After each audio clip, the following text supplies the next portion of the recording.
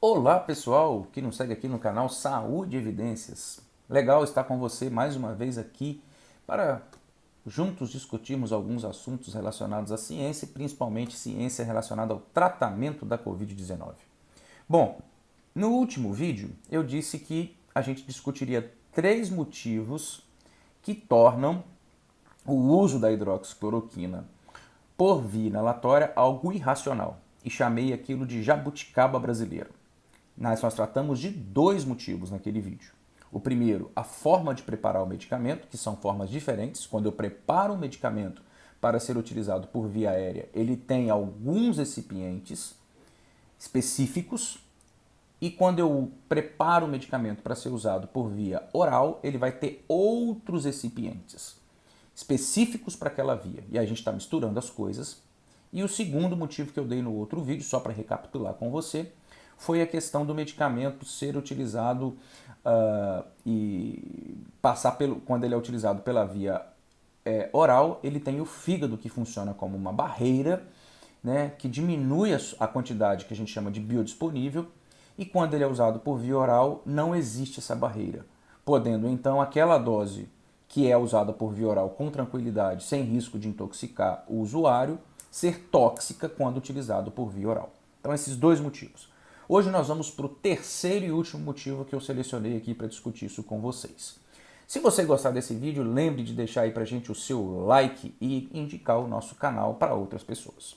O terceiro e último motivo dessa história da hidroxicloroquina nebulizada está com relação, que eu gostaria de discutir aqui, é com relação à violação de todos os princípios éticos que existem na ciência, né? Por exemplo, nós temos no Brasil o CONEP. CONEP é a Comissão Nacional de Ética em Pesquisa. É uma instância do Conselho Nacional de Saúde que está vinculado ao Ministério da Saúde.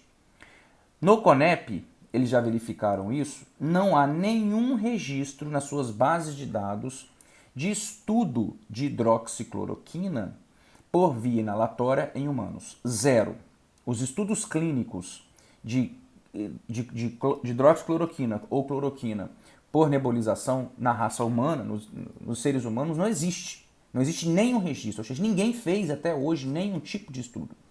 Então, isso caracteriza um procedimento experimental com seres humanos sem aprovação de qualquer conselho de ética ou de comitê de ética no Brasil, né, ou do próprio CONEP. Lembrando o seguinte, todas as vezes que nós vamos fazer uma pesquisa, seja ela com animais, seja ela com seres humanos, nós precisamos submeter o projeto desta pesquisa a um comitê de ética. Então tem o comitê de ética de humanos, quando eu vou fazer pesquisa com humanos, quando eu vou submeter humanos a algum tipo de tratamento, como aconteceu agora com as vacinas e com outros estudos, com a própria hidroxicloroquina, né? Tem que submeter, você tem que mandar para o comitê de ética, ele tem que avaliar se aquilo é possível. No caso de animais, a gente tem que fazer isso. Tá? Não posso pegar nem um rato, macaco, cachorro, seja lá o que for, o animal que eu pretendo trabalhar, e submeter esse animal a um tratamento experimental sem antes ter a chancela de um comitê de ética.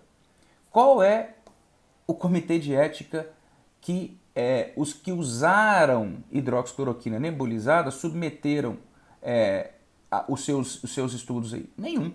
Não existe. O próprio CONEP já disse isso. Não existe. É zero. Né? E mais, todos os participantes que vão fazer parte desses estudos, eles precisam ter em suas mãos um consentimento que a gente chama de consentimento livre e esclarecido. Ele precisa saber exatamente todas as coisas que podem acontecer, tem que ficar muito claro para ele. E ele tem que ter total liberdade de decidir se vai ou não se deixar expor a essa situação, participar desse estudo. Bom, aí vão dizer assim, mas as pessoas assinaram. Os que as pessoas assinaram consentindo o uso não é um termo de consentimento livre e esclarecido. Elas assinaram simplesmente que aceitariam e ponto. Mas elas não sabem exatamente quais os riscos, porque não está descrito ali, e isso deveria estar claro para que ela tivesse consciência do que pode acontecer e ter liberdade de dizer sim, eu vou me submeter a isso ou não, eu não quero me submeter a isso.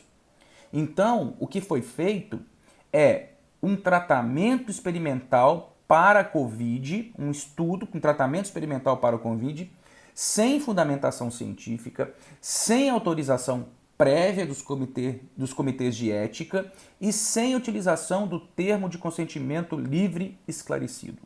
Repito, o que foi dado para eles, você pode procurar aí na internet, tem, não é um consentimento livre esclarecido, porque não esclarece de fato o que é. Tá aí, você pode procurar termo de consentimento livre esclarecido, você vai achar os montes. Isso tem que ser submetido ao comitê de ética, ele vai dizer, aprova esse aqui, pode usar, né, esse termo ou não pode usar, etc. Né? E esse medicamento aqui pode ser usado desta forma ou não, né? Está liberado pelo comitê.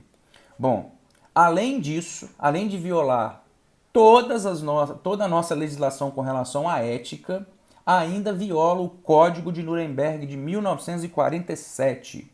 Tá, esse código foi feito antes que você fale, para que esse monte de código e tal? Isso foi feito para evitar o que os alemães, liderados por Adolf Hitler, fizeram na Segunda Guerra Mundial. Pesquisa com humanos das mais variadas formas, experimentais, né? E coisas absurdas foram feitas. Então, em 1947 surgiu o Conselho de Nuremberg, aonde qualquer experimento com o ser humano precisa ser submetido, precisa ser aprovado por um comitê de ética. Não foi. Diante disso, o CONEP, Conselho Nacional de Ética em Pesquisa, encaminhou o caso para o Ministério Público Federal no Brasil para que fosse investigado e para que, de fato, as pessoas que fizeram isso fossem punidas, porque elas violaram todos os princípios, inclusive fazendo isso em gestante.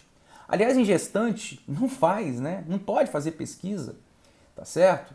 É proibido, é uma dificuldade, porque não pode expor elas e o seu bebê, porque as substâncias atravessam a placenta e podem causar sérios problemas àquele feto que está em desenvolvimento. Então, assim, pessoal, o que eu quero dizer para vocês neste vídeo é o seguinte: a gente está numa guerra contra a Covid-19 e eu concordo, mas numa guerra existe limites, existe, até quando se está em guerra, existe aquilo que pode e aquilo que não pode, e esse tipo de coisa não pode. Por exemplo, eu compararia isso a fogo amigo, né? Quando você destrói os seus exércitos, os seus soldados, as suas armas, é isso que a gente está fazendo. Né? A gente está usando fogo amigo, está testando coisas em seres humanos sem saber como é que eles vão reagir.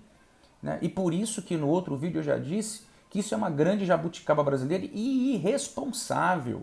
Não se pode pegar simplesmente um comprimido, né, de hidroxicloroquina e macerar e misturar com soro e falar, usa aí, sem estudos prévios antes. Tem que submeter isso a um comitê de ética, né, para que saber se isso pode ser feito ou não. As pessoas precisam ser protegidas, ok?